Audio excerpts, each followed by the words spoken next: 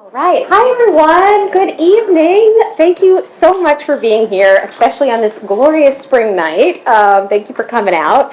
I wanted to thank our friends of the library as well. Always a special thanks to our friends. You are probably aware, but in case you're not, all of our events and programs here at Darien Library, like tonight's event, are fully funded by the Friends of the Library. And we are going to be doing a huge celebration Wednesday, May 25th.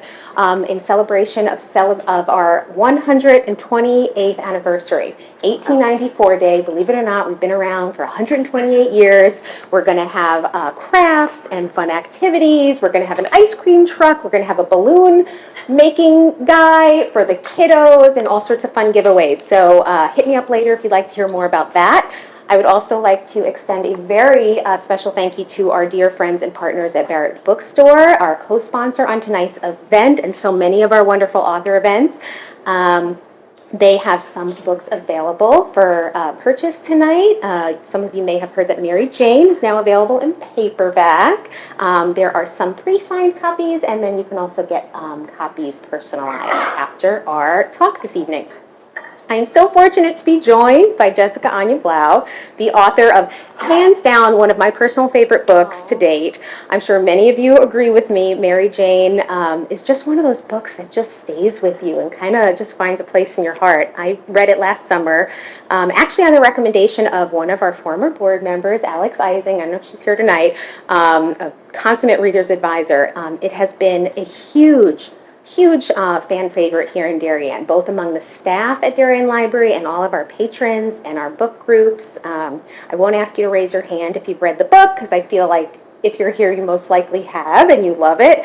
But just in case there's someone unfamiliar, in a nutshell, Jessica has penned this utterly charming coming-of-age novel about the titular Mary Jane, young girl, 1970s, who comes from a fairly traditional, conservative, respectable family. And she gets this summer job as a mother's helper, and she has a wild and crazy summer that opens up her mind and her heart and is just delightful.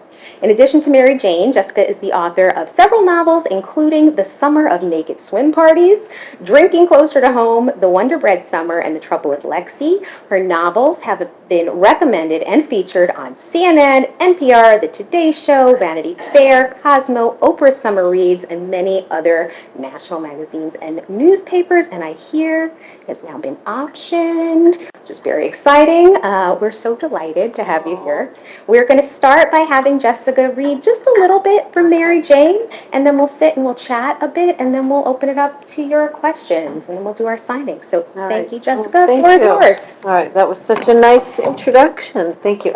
Does this, that's like that. All right, I'll just lean forward, because I can't, thank you. That was so nice. Thank you. You're so kind. Everybody is being so kind about this book. It's so, I think, like, pandemic was hard for all of us, and it was like, I was escaping writing it, and maybe we all feel it or something. You did. You helped us all escape. But thank you. That was so sweet. All right, so I'm just going to, so it's 1975, and the book is taking place in Baltimore. Maybe I can hold this and read it. And it takes place in Baltimore, and Mary Jane is 14. Is that good? Yeah. She's 14, and she's the summer nanny for the Cones. And the neighborhood they live in is called Roland Park. And it's a beautiful neighborhood that was built by the Olmsted brothers. And I actually lived in that neighborhood when I lived in Roland Park. And if you read Ann Tyler's books, they all take place in Roland Park. And they shop at Eddie's, where Mary Jane shops, and all that stuff. So it's sort of this historic neighborhood. But it's a neighborhood that didn't let in Jews or any people of color until around 1975. And so Mary Jane is now the summer nanny for the Cone family, and they're probably the first Jews in the neighborhood. And I did get a letter from a woman who said, I grew up in Baltimore, and my family moved to Roland Park in 1975, and we were the first Jews in the neighborhood. And she said, and my father was a psychiatrist. Oh my God. Yeah, and she wrote me the nicest letter. She's written me like 3 times. She's just like the nicest person. It was like, so, so this was made up, but. All right, so Mary Jane, this is her first day on the job, and she goes to church with her family, and her house is tidy, and it's very organized, and you know, and they go to the country club, and she goes to the all-girls school, and so she's never met people like this or seen people like this or been in a house, you know, because the 70s were sort of the clash of, you know, 70s rock and then also Glenn Campbell and funk, and, you know, I mean, it's like everything was kind of coming together. So it all comes together for Mary Jane. So this is her first day on the job, and she's in the kitchen looking at the garage where Dr. Cohn, who she thinks is a medical doctor, works. So she looks out to the door. Is there a nurse out? Is there a nurse in there? I asked Dr. Cohn, nodding toward the window. A nurse? Who helps you with the patients? Dr. Cohn laughed. I'm a psychiatrist. I'm a medical doctor, but I just work with thoughts, addictions, obsessions. I don't deal in bodies. Oh. I wondered if my mother thought psychiatrists were as big a deal as the doctors who dealt in bodies. Bodies, Izzy said, and waved a coloring book in front of me. The human body was printed on the front. That looks cool. I gathered crayons from around the table and grouped them according to color. Let's do the penis. Izzy opened the book and started flipping through the pages. My face burned, and I felt a little shaky. What color are you going to do the penis? Dr. Cohn asked, and I almost gasped. I'd never heard an adult say penis. I'd barely heard people my age say penis. The Kellogg twins were the two top students in our class, and they never said words like penis. Green! Izzy stopped at a page that showed a penis and scrotum. The whole thing looked droopy and boneless. The scrotum reminded me of half-rotted guavas that had started to wrinkle as they shrunk. Words were printed on the side, and lines directed each word to what it was naming. The penis was larger and far more detailed than the one I barely glanced at on the anatomy drawing we'd been handed in sex ed class last year. In fact, upon receiving that handout, most girls took a pen and rapidly scratched over the penis so they wouldn't have to look at it. I was too afraid of the teacher to graffiti my paper. Sally Beaton, who sat beside me and was afraid of no one, saw my pristine page and reached from her desk to mine to scribble out the penis. Izzy picked up a green crayon and started frantically coloring the penis green. I wasn't sure if I should color with her or not. If it hadn't been a penis, I would have. But it was a penis. And Dr. Cohn was right there. Would he want a girl who colored a penis taking care of his daughter? Then again, his own daughter was coloring a penis. And I had to assume he or Mrs. Cohn had bought her the book. Help me! Izzy handed me a red crayon, and I nervously started coloring the tit. Amazing, thank you. This book, it just absolutely made me laugh out loud. And there were a few parts that made me cry, but we'll talk about that in a little bit. But before we dig into Mary Jane, I'd love to hear a little bit about your journey to becoming an author. I understand Summer of Naked Swim Parties, terrific title, was your first published novel, 2008. So how did you become an author? How did you go from, idea to penning that first sentence to, however many books later, to that action film? Right, to that book in particular. So I got married really young at 23, and I moved with my husband to Canada, to Toronto. And when I was in Toronto, I wasn't allowed to work or go to school. So suddenly I'm in a new country, and I couldn't work, and I couldn't go to school, and I had no friends, and I was so lonely. And I was just like the loneliest, saddest, well, not on earth, there are lonelier, I was in a house and whatever. But so I got a dog, and that helped a little, and I named him Moses, and he was cute, but he was a little insane. And then I started writing every day, and I found that if I wrote, I felt okay. And I was the person who wrote, like, my friend, I would write the 16-page letter. Remember that when you get letters and you get the thick envelope and you'd be like, I can't believe they were, they're like, how much? And then people would write back like one postcard, loved your letter. And I'd just be like, and I was also the person who got that diary for a gift, and I filled it from beginning to end ever since I was 6, 7. Like my whole life just wrote. So I didn't realize I was a writer, but I was writing every single day my whole life, and I was also a reader. So I was reading constantly. I mean, my father was an English professor, and so we had floor-to-ceiling books, and he would just pluck one down and give it to me to read it, and I would read it. And they were always like, I'd be like 10, and he'd give me like, the painted bird or something. I'd just be like, oh, God. It was just always like, oh, the world is scary and terrifying. But so I was in Canada, and I started writing fiction. I just started writing stories. I just did it every day. It was a secret. I didn't tell anyone.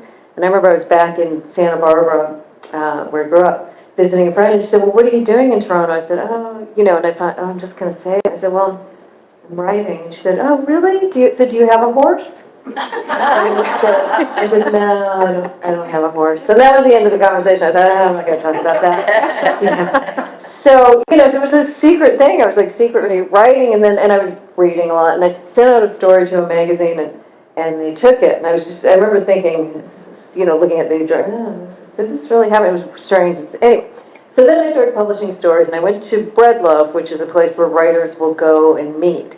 And I got some scholarship because I had a bunch of short stories published, and I was in a workshop with the writer Lynn Freed. I don't know if you've read her, but I love her story. She's South African, and she's this great writer, and she's this amazing woman.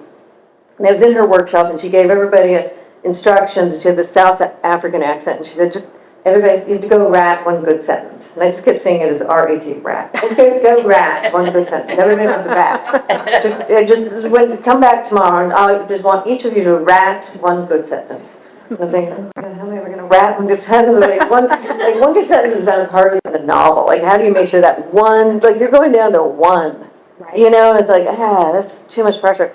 Thinking, how am I going to rat? That's how I'm going to rat. I was just so nervous, and I've always sort of suffered from a little bit of anxiety and panic disorder. So something like that is like, so so I went. And I was just thinking about. I'm sitting there thinking, and somehow I'm a daydreamer. I'm the person who could sit at the bus stop, and the bus will pull up, and I won't even see it. They'll drive away, and I'll be like, I live in New York City. I can't tell you how often I just kind of wake up and I've missed my stop, and I could get up, change the train, and go back. So so I was just sitting around trying to think about this one good sentence, and I was thinking about my childhood in Santa Barbara. So I grew up in Santa Barbara, and I grew up in a really sort of conservative Christian neighborhood. We were the only Jews in the neighborhood. And so we were like the freaks, and our house was like the Cohen house, and all my friends' houses were like Mary Jane's house. And I loved my friends' houses so much, and I loved them, and I would spend the night on Saturday, and I'd go to church on Sunday, and I loved singing in church, and it was just, I just wanted their houses and their refrigerators, and our food was all rotten, everything smelled. And I think the refrigerator light, I think it was broken my entire childhood. I remember at some point, being a grown-up thinking, I can have a light in my fridge, and I can control that. It was just this can happen. It was so, it was just this chaotic childhood, and then my parents, their friends didn't live in our neighborhood. We lived in this very suburban, and their friends lived elsewhere, but they would all have these naked swim parties, and they were always swimming naked, and they smoked a lot of pot, and and they were jumping on the trampoline naked, and I was a kid, and, the kids always wore swimsuits. I was just there's just, no, I'm not naked in front of people. And so all these people were walking around naked, and I just, you're just looking at them, and the adult human grown-up body naked, it was just there's just a lot to see. And it's just it was sometimes scary, it was sometimes fascinating. My mother's best friend, she used to go in the kitchen and start, because she was do you kids want some pancakes or waffles? And she'd be completely naked at the stove. And I remember, I'd be yeah, sure, you want syrup or butter? And it's just why not? Yeah, okay. It's just these huge, really big boobs. Just over the flame. You're just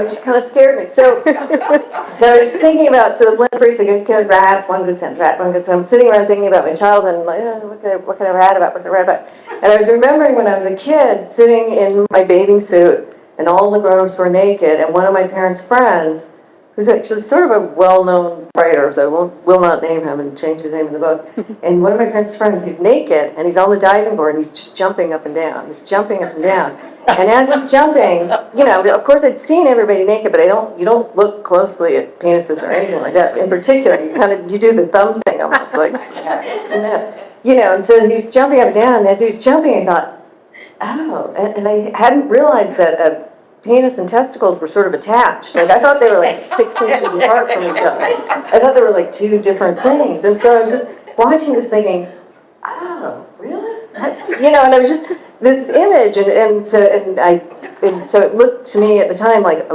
long bird attached to its eggs. And I was and so I was, and I was a little kid, so I wrote this one sentence about just observing that, and I turned this into Lynn Freed, who was a writer I just admire so much. And I just remember her face, and she read the sentence, and she just started laughing, and she said, well, that's right, that's the love, and she liked it, and I thought, oh, okay, well, maybe there's a short story in there, because I've been writing shorts. I thought, well, maybe I could write a story about that period of time, or about that childhood, or about this, this strange life. And at the same time, so I'm at Breadloaf, and there's all these writers, and there's also editors and agents, and it's everybody meets there if you want to write. And there's this sort of famous editor, and somehow she starts talking to me, she asked me my name, and she said, and she had read a short story I'd written in a magazine, and she said, I love that short story, and of course I'm just stunned, because even you get a short story title, I don't care where it is, you never run into someone who's read it. I mean, it's like sending it out into a cloud. It's like letting go of a balloon, a helium balloon. It's like it's just gone. And here I am looking at a woman who's this famous editor, and she read my short story, and I'm just thinking, there's just no way. And she starts talking about the short story. I'm thinking, oh my God, she read my short story. I can't believe it. And she said, well, are you working on a book? I would love to read anything you're writing. And she said, just tell me you're working on a book. And I said, yeah. I'm thinking, I have no book. I just said, yeah, no, I am. Yeah. And she said, because I want to read your book. You have to send me your book when you write it. I said, oh yeah, okay, yeah, I will. And then she said, what's the name of your book? And I said, The Summer of Naked Swim Parties. And she said, that sounds great. Send it to me when it's done. I go, okay, I will. And so then I walk away and I thought, geez, I got to go write a book called The Summer of Naked Swim Parties. And I did. So that was how the first books happened. Incredible. And that image of the man at the indelible. He's like in his 80s now, and every year my family goes to the beach and he shows up with his wife, and I just think, I'll see my parents' friends, and I've seen you all, I've seen all you people, and they go, all of you people, I know exactly what you look like. Yeah. A moment in time. Yeah. So you mentioned a little bit about your upbringing and going to church, a Christian church. I read that you, like Mary Jane, you also love to sing, and I read this story about this unusual situation and a path that you had to joining a choir. So you mentioned your family's Jewish, but I understand you somehow ended up singing in a Mormon choir. So please tell us how this happened. Well, so I loved sleeping at everybody's house. Just first of all, the food, the refrigerator, the clean sheets. It was just like, oh, so nice. And then I liked going to church. And so there was a Mormon church in Santa Barbara, and I had a bunch of friends who were Mormons. And I don't know how it worked out this way, but the Mormon boys were just so cute, and I had a crush on all of them. I was just like, oh, and I was sort of afraid of boys, but I just had terrible crushes on all the Mormon boys. So I loved going to the Mormon church with my Mormon friends. And I went there, and I was singing along. You get the thing, and you just figure out the tune, and just start singing, and I really know the tune. And then the choir director said, we really need more people in our choir. Would you join? I said, yes, I'll join. And I just never told my parents. Were your parents okay with it? I never told them. They to this day, they don't know. And I was just like, Sunday, it's like I'd ride my bike. It was down the street. I'd get on my bike, and I'd ride my bike, and go to choir practice, and I sang in the kids' choir at the Mormon church. Amazing. And it was fun. I love group singing. I love group anything. I like group singing. Like anything when people are doing things in uniform, there's something about it. It must release some hormone or something, because it always makes me happy. Love that. I'd love for you to talk a little bit about how the idea for Mary Jane first arrived. I understand that you had been working for a while as a ghostwriter for an unnamed celebrity, and somehow that gig ended. And then how did that translate into what eventually became Mary Jane? So I do ghostwrite I do ghostwrite. And so when you ghostwrite, you sign a very heavy non-disclosure, so you can never say who you're working for, so I can't tell you. But so this celebrity, we would meet in New York together, and then we'd hang out, and we went to her house in Los Angeles, and she had a celebrity husband, and she was incredibly fun. And so when you work with, so a lot of Hollywood, so I'm from Southern California, you just learn about the nudist parents. So you know that I'm used to people who have no boundaries. Like, no boundaries is very easy for me. It's like very familiar. And so people like her, and like actresses in particular, actually a couple actresses I've worked with, actresses in particular have no boundaries. Like I worked with somebody who was like my favorite actress my whole life. Like I loved her so much, and I was just like, and then I ended up being with her, and the first time we're together, we're talking, and she's like, oh, come with me, we're talking, and she started peeing in front of me, and I thought, I can't believe we're already at each other's stage, like, this is amazing. All I wanted my whole life was to be best friends with you, and you're peeing with me. So, so there is that kind of thing. So this particular woman, she used to FaceTime me with her husband. They'd be like in bed naked, and they'd FaceTime every night and chat. It was just like, no boundaries, and phone calls, and like she sent me this stone to put in my vagina. And I was just like, no, I will not put anything in my, it's like, like don't stick anything smaller than your fist in your ear. And it's like, don't stick stones in your vagina. Like, don't. So I just was like, oh, okay. And she's like, oh, did you put it in? Like, oh, yeah. No. No, will not. So, so just no boundaries. But anyway, we were at her house. We just kept writing, and she would tell me all these incredible things, because she dated and had sex with like everybody in Hollywood, and she had photos of it, and she was like naked photos. It was just like, I mean, it was like, I seriously cannot watch a movie now without thinking, I know what he looks like. I mean, you just know all this stuff, and and she's just like, and she's really smart and articulate. She's very smart and really articulate. And we were at her house, and she said, I have all my diaries. She was like me. She kept diaries her whole life. She said, I have all my diaries in the closet. I was like, you do? Well, can we read them? She's like, sure. We got a footstool. We're in this big closet. And of course, we're just looking through clothes. I love looking at people's clothes. And, and then we get down this one of those giant Tupperwares, and it's filled with diaries. And I start opening them, and they're incredible. I mean, they are just like details and people and just this life, this childhood. And there was like, sort of celebrity parents, and it's just like this incredible life. And so the first thing I did was line them up by year, and it went from like that to there. It was just so many of them, and they were just, and then we started doing dramatic readings. And her husband came home, and he did something. We were just like doing dramatic readings of these diary, even like in her 20s and with huge stars, and just like, oh my God, you would not believe, but they were just great. They were great. So we're just reading them. We spent this time reading them, and then I said, God, you should just edit these diaries and publish them. I mean, these are just brilliant.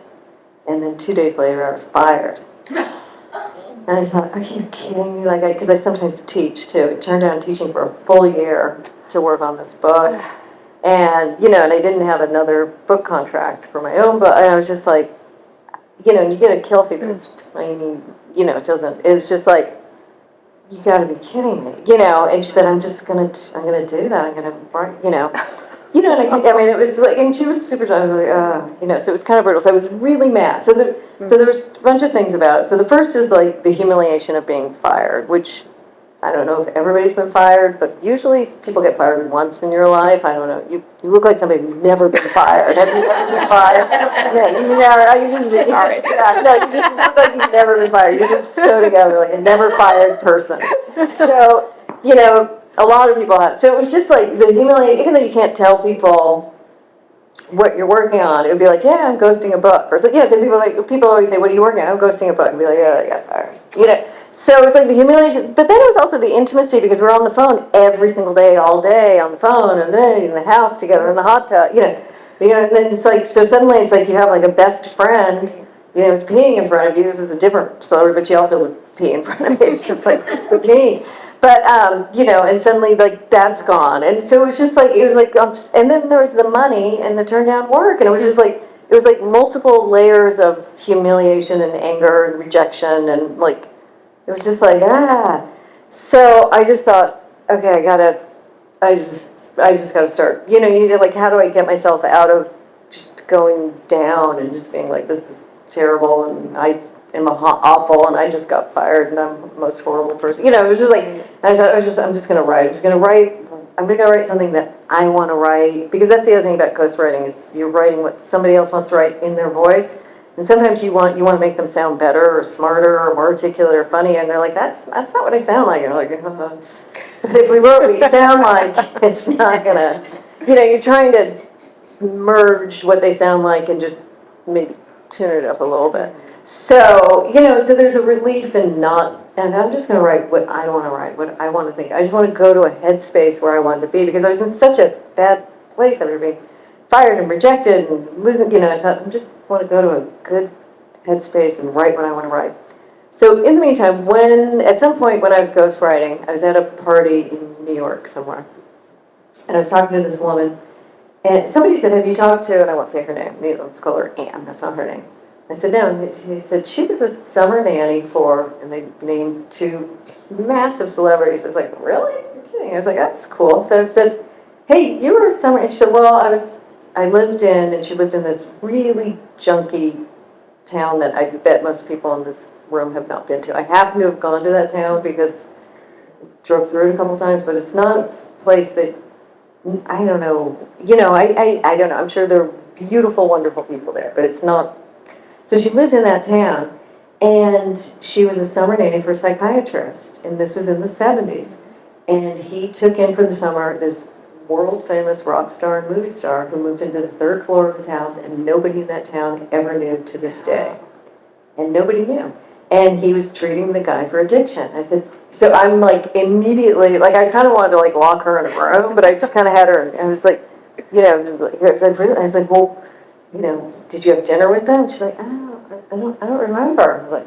I was like, well, did you talk to them? She's like, I mean, I guess I must have, because I was the nanny for the kid, and they were there. I was like, well, what did they eat? She's like, I don't know, I don't remember. I said, did you go in the closet? Like, did you go through her clothes? And she's like, no, I don't think I did that. And I was just thinking, oh my God, this is the biggest lost opportunity. I mean, that would have been like my greatest summer of my life. That would be my dream summer. It's like, I mean, it's just like, it would have been amazing. So I had nothing except the premise. So I sat down, and by the way, this is an aside. I was with a movie star person in New York this is in like January. And I had dinner at her house. And I had to use the bathroom. I said, can I use the bathroom? She said, sure. And I walked by this big closet or something. She said, show me. And she said, oh, here's this bathroom. There's my closet. And I said, I just saw her on the web. She was really nice. And it was the first time. I said, can I go through your closet? And she said, yes. And I said, really? She said, yeah. And we went in her closet. We spent like 90 minutes in there. It was so much fun. And she's like, and this is from the Midnight Mars. It's from the Golden Globes. And she's like, what size are you? Can you wear this? And, and then when we went in the shoe closet, it was just like joy. Like, I love doing that. So anyway, I couldn't believe this woman I met didn't go through this person's clothes. So anyway, she did nothing I would have done with this. So anyway, so it was like, so I got fired, I'm humiliated, I hate myself, I'm embarrassed. I'm just like, I haven't talked to, this person had sucked up so much time because she would just call constantly that I hadn't been able to even really talk to my friends, and and I'm just like, I'm back. You're still friends with me, So it was just like I was gonna, I'm just gonna write something that'll make me happy. And I started thinking of if I had been the summer nanny for 2 people, and so I just had to make up the story. And I lived in Baltimore in that neighborhood, and I thought I'll put it in that neighborhood because you have between Johns Hopkins and Shepherd Pratt, which is where Zelda Fitzgerald used to check in every year when she was going. Whatever, spinning. You have really good psychiatrists in Baltimore, and they're great enough that somebody would travel from New York to Baltimore to spend the summer with them, and it's just far enough, it's like 3.5 hours by car, it's just far enough that you would stay for the summer. And I thought, this could work in Baltimore, and I thought, I did 1975 because if I do 76, I have to make it the bicentennial. But if I do 75, it's still like can have the sort of strangeness of sort of, the country club tennis whites and people starting to go braless. Like, you can have the strangeness of the neighborhood I grew up in, with my mother with her really hairy armpits, so it looked like she was carrying guinea pigs under her arms, and all the other mothers who wouldn't even wear tank tops, you know what I mean? So it was just like, I thought it can have, so I just sat down, and it was just like, I was escaping myself and self-pity and whatever, and I just sat down, I just was writing, and I was like, I was happy to be there. Like, I was happy to be in this other place, in this other time, and with these people. Oh, isn't that strange how that works? Sometimes the darkest moments, you find that center. Let's talk a little bit about Jimmy and Sheba. without giving, too much away in terms of the real life inspiration, but for me, I was definitely picturing Cher. Did you have specific rock stars and celebrities that you were pulling from creatively in crafting Jimmy and Sheba? And if so, who were they? Yeah. So for Jimmy, I mean, first of all, I read Keith Richards' autobiography, which was ghostwritten, by the way. But I don't know if anybody wrote that at all, but it's so good. It's such a good, I mean, I love that book. And so I read that book just to kind of get inside the head of the guy, and, and I kind of stole his internal life. I mean, he's obviously English, but I stole his internal life. He was a heroin addict, and he wanted to play guitar, and he says in the book, I just wanted to make enough money to buy new guitar strings and a pick. I mean, he kind of has this feeling, like, I just want to play guitar, just like he didn't really want solo. He just wanted to play guitar and do what he's doing, and he didn't want. Nobody wants to be a heroin addict. It's like who would choose it? Nobody. And it was just like, and you kind of understood the addiction. So I really read that carefully. So I sort of took that internal life and but I wanted to be like a true American Southern good guy. So he kind of created him.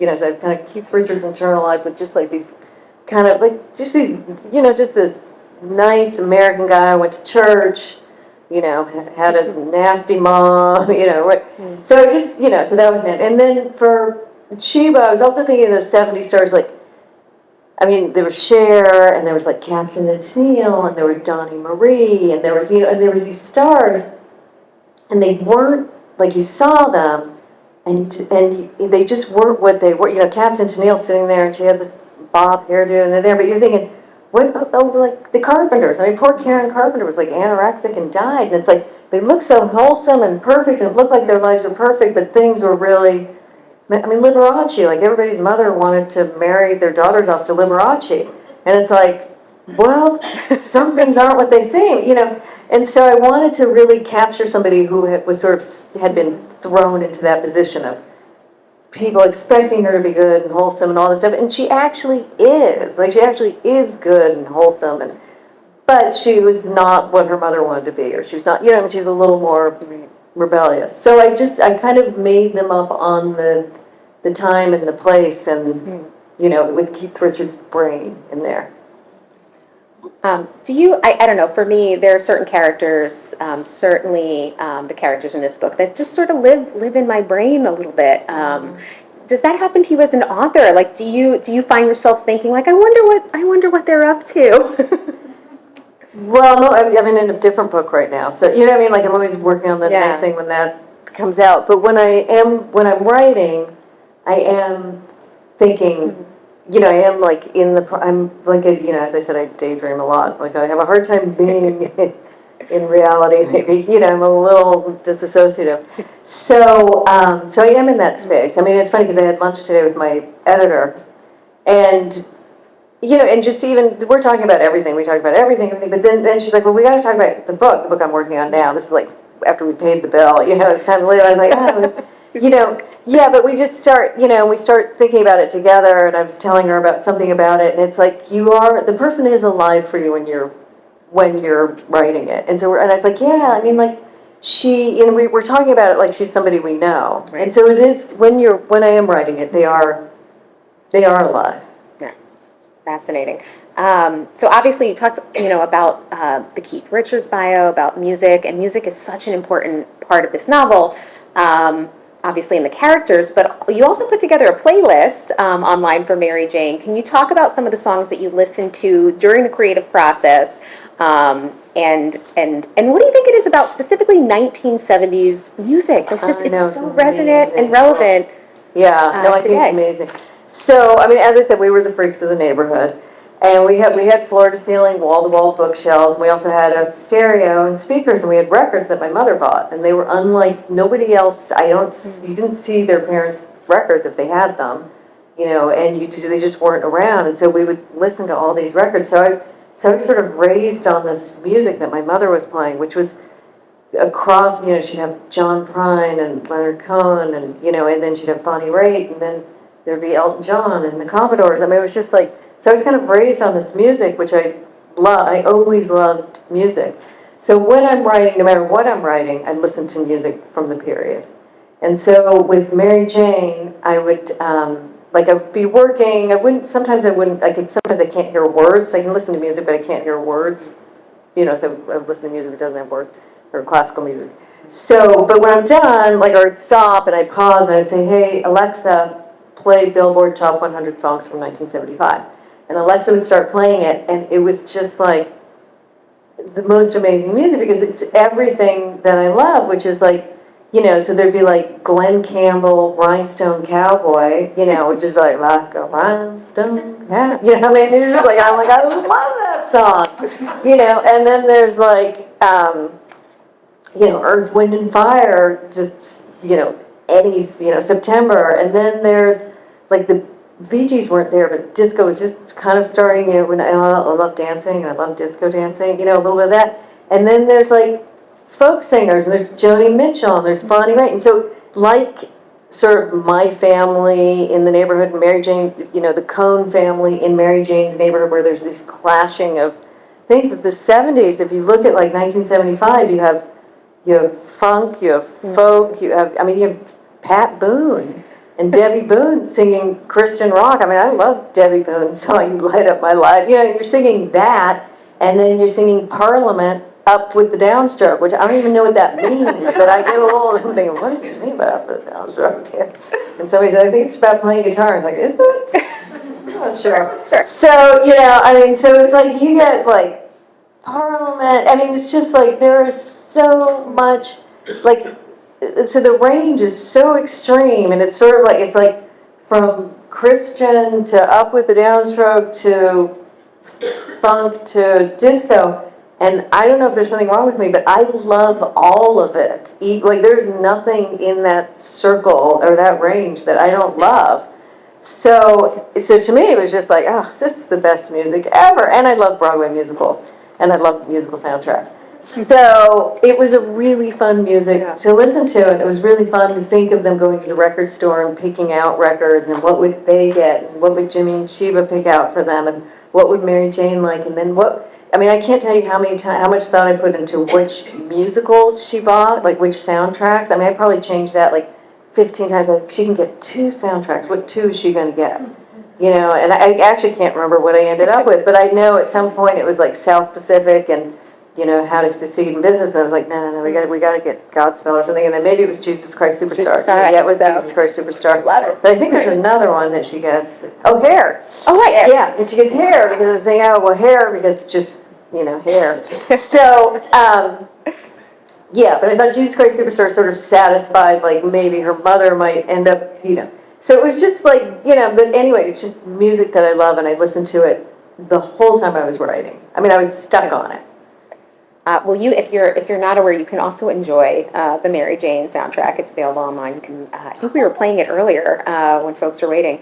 Can you even imagine Mary Jane set in today's world? I mean, it's so of the 70s and of that particular time period. I think of like, would Sheba be like giving Mary Jane, Instagram or TikTok tutorials, or where do you think?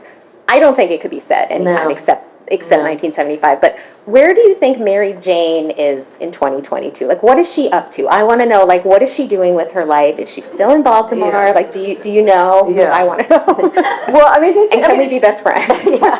No, it's an interesting question, because there's stuff like, I mean, first of all, when I write, I mean, when I live, like, I mean, just because we've all had freaky childhoods, by the way. And people say to me, well, you're so lucky you had such a freaky childhood, you have something to write about. And it's like, I've never met somebody who, if you don't sit down and start talking to them, there's something equally, everybody has like 20 books with them. And so either you're going to talk about it or you're not, but it's there. Like if you've lived enough to walk into this room, you have at least 20 novels in you. So, where was I going to get? What did you say? Oh, Mary Jane. Mary Jane in 2022. 2022. Somehow I was going to get to that with the freaky childhood. So I know what it was. It was that, as I'm writing and in living, as I'm writing, I definitely don't pass judgment. I'm seeing a movie in my head, and I'm just writing the movie as I see it. So there is no judgment. So I'm not judging the Coens, and I'm I mean, Mary Jane's father, I guess I'm judging him. He's you know, but her mother, I feel like, you know, she's of a time and a place, and she was raised a certain way, and you can see how you end up this way, and you know, and you want her to be more flexible to change, but you can see how this happens, and her intentions are just to be a good mom and raise a good daughter. It's like her intentions are so good. So, you know, the father. So anyways, I don't judge anyone, and so, but as I was writing it, you know, and I'm not judging the Coens is better, or, you know, I'm just trying to just see the movie, and it is what it is, and people will judge or decide one's better or one's worse, or all that stuff. But I did at some point definitely decide that there are things that I want Mary Jane to hang on to, and I thought, she loves her church and she loves singing in it, and that's not going to go away. And like, I liked that she had this commitment to it. And so there were certain things that I knew they're just not going to leave her. So in thinking of where she is, I did see, because I wrote the ending like 25 times. And so one of the endings, 2022, she would be older than that. But I had her going to NYU, and I had her singing, I had her, different ending, I had her nannying for Jimmy and Sheba, I had her, you know, but I do see her absolutely singing, you know, if not professionally, becoming a mother and still going to church. So I did see that. Aw, I love that for her.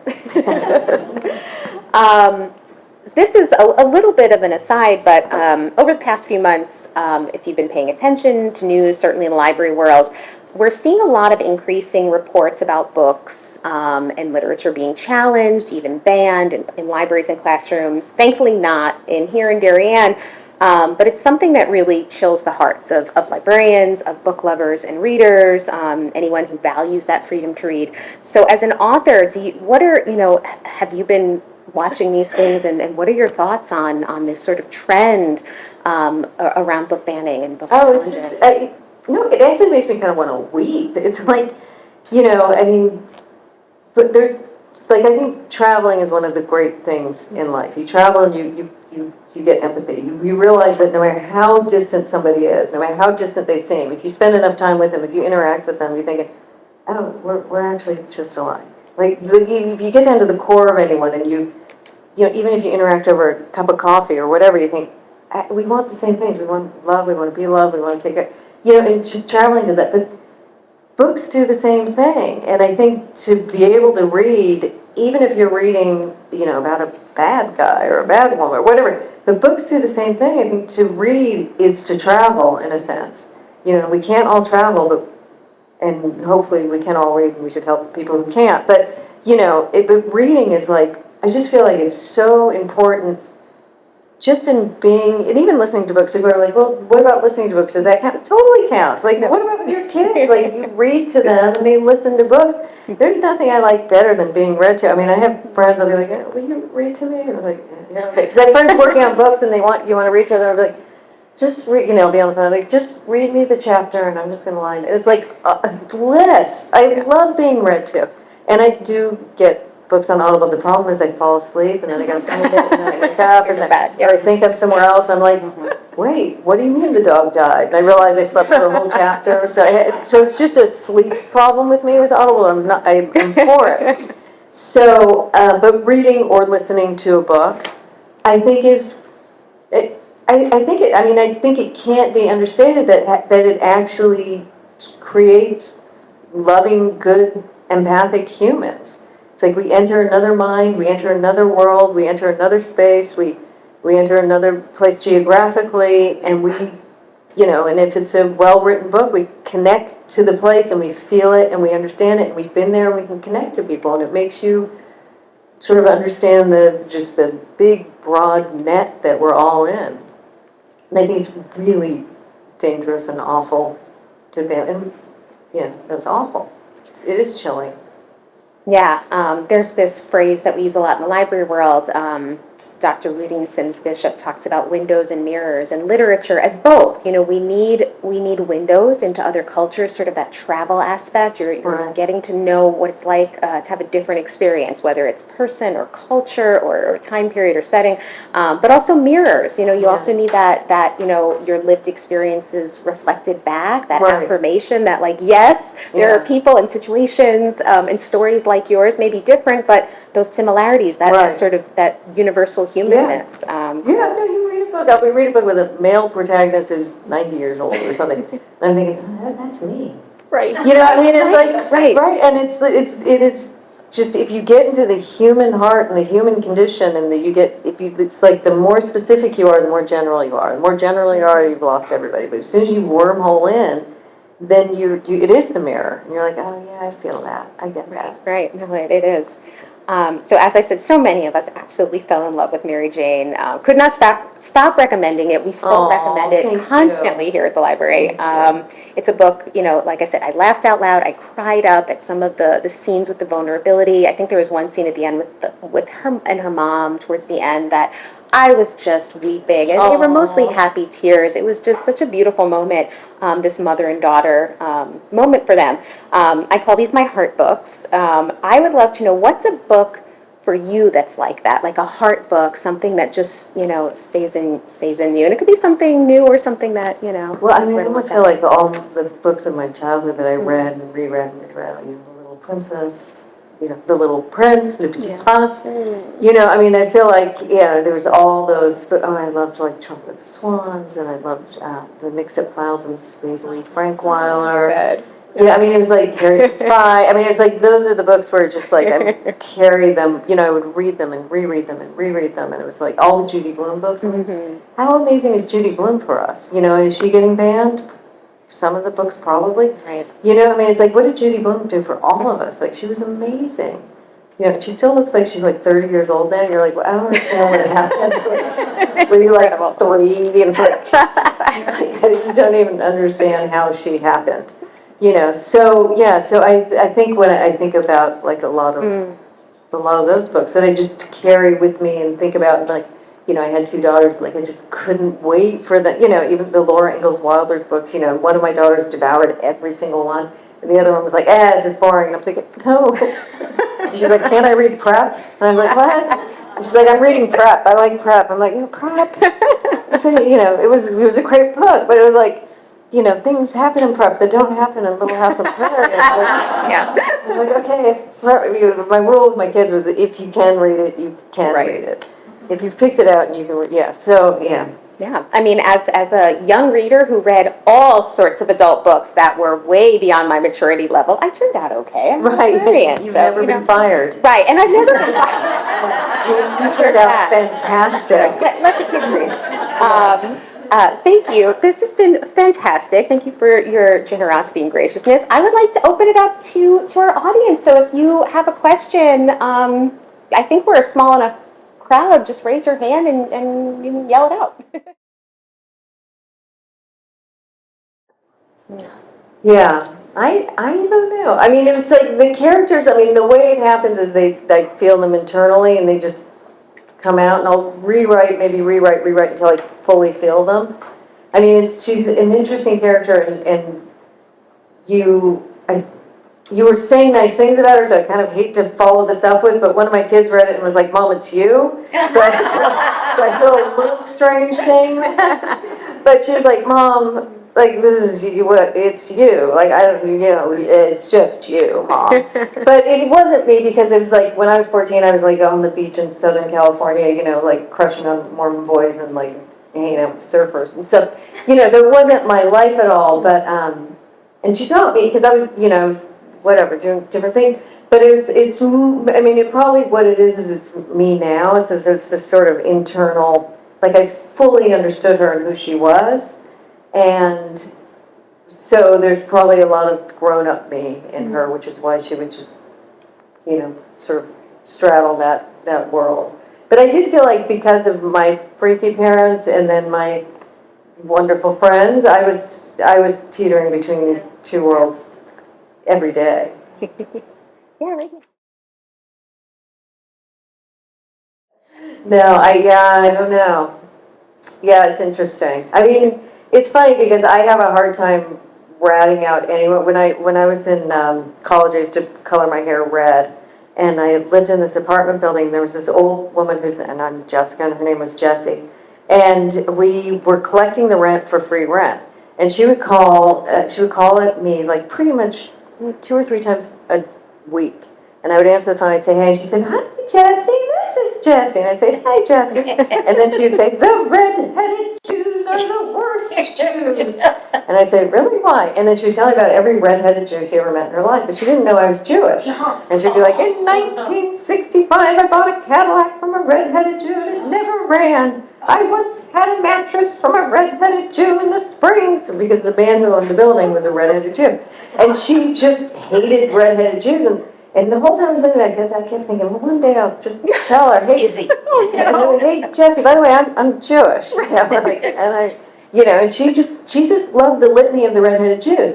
And it was just so interesting. I would just sit there and I'd listen. I mean, and I also would always think, why do you keep buying things from red-headed Jews? Like there was the couch, the car, the mattress. Like, go shop somewhere. Go to Walnut Creek. We were in the Bay Area. Like, go to Walnut Creek where there are no Jews. So, I mean, it was so strange. So anyway, but I never could do it. Like, I never, when I moved out of that building, I remember somebody saying, are you going to tell Jessie Wilson? I don't know. A lot of people, I mean, I'm telling you, a lot of people said that. But I think my impulse is always like, yeah. Other questions? Over here. Oh, yeah. Yeah, no, that's so nice. That's so nice. Like, I'm glad you felt that way. Thank you for telling me. No, it was, I mean, so as just a human in the world, so all I wanted to be when I grew up was a mother. And I used to carry dolls around, my doll Peaches, and I would carry her by the hair, and she got, and I'd feed her, and like her mouth was gunky with mold from food, and her hair was falling out. I remember my mom was like, we have to retire Peaches and get you a new Peaches. But I was like, oh, and she built and made, sewed her a pink satin retirement gown, and then I got new Peaches, and so I mean, all I wanted my whole life, and it never went away, that urge. It was just like, I just wanted, I was the person writing the lists of the baby names, and it's funny to think about what they were at the time. It was, it was like what I wanted to name a kid when I was like 8 or 14 or what.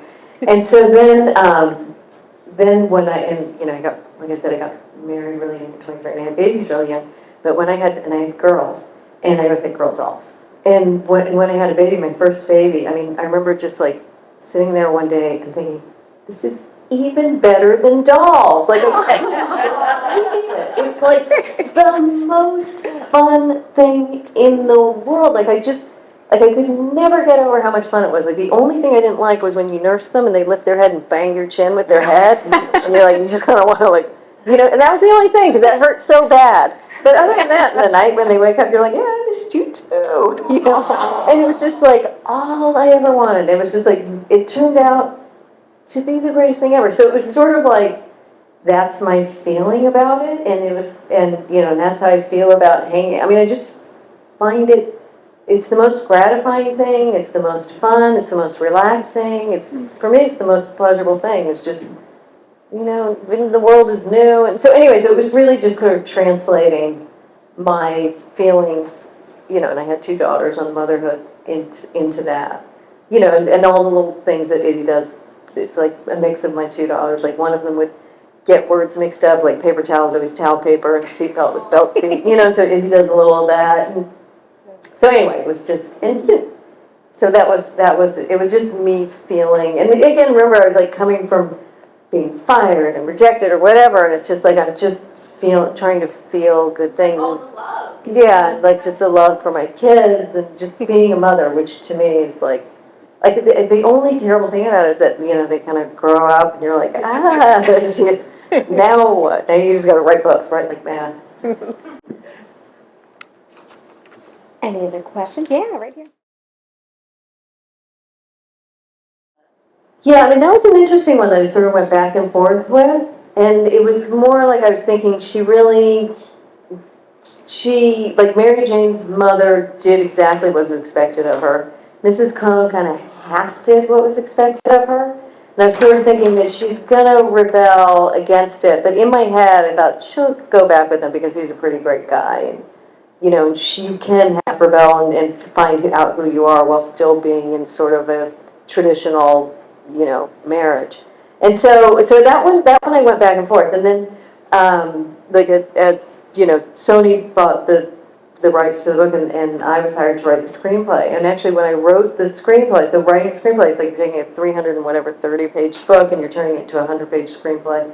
And so it's a process of what can be eliminated. And when I wrote the screenplay, I actually took out the divorce, and I didn't have them get divorced because I was so I was back and forth on that too. And so I didn't have them get the divorce. And then the producers at Sony were like, no, we need her to leave.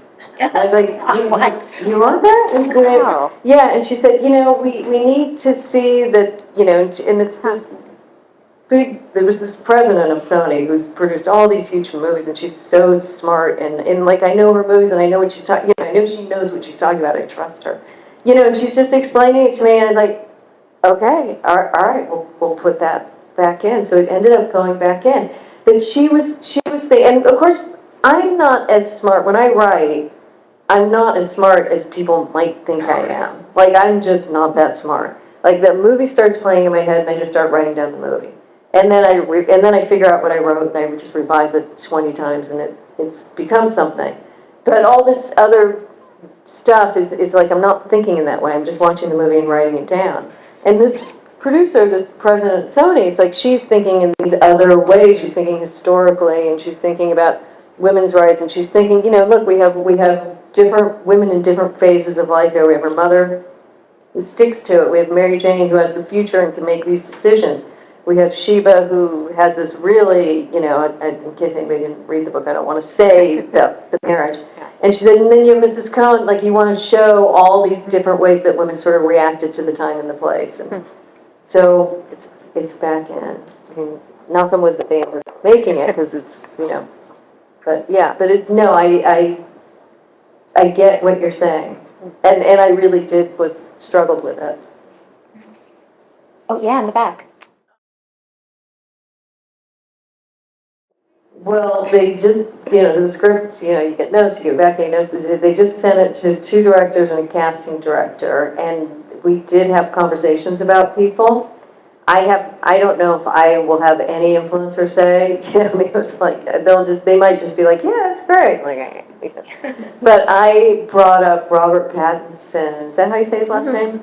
For Jimmy, because I saw him in this great movie where he's kind of a drug addict who steals somebody and breaks somebody out of a hospital. I can't remember what it's called, but it was amazing, and he was so good, and I thought, oh my God, he'd be great. So I'm always thinking of people, and I had lunch with them in London and in New York with the Sony people, and they did talk about people, but it was just talk. And I do get a lot of like notes from people who are like, please come. Yeah, and then a lot of like Lady Gaga and Bradley Cooper. Yeah, well, who doesn't want Lady Gaga and Bradley Cooper? Except Jimmy's 33, and I don't know if Bradley Cooper's probably in his 50s now. We'll allow it. Yeah. Like, I made him 33 just for Mary Jane, because I want him to be the age of Jesus. I was just like, I'm going to make him 33. I'm going to make him a really good guy. Yeah. Any final questions? Thank you so much, Jessica. Thank you so much. This is wonderful.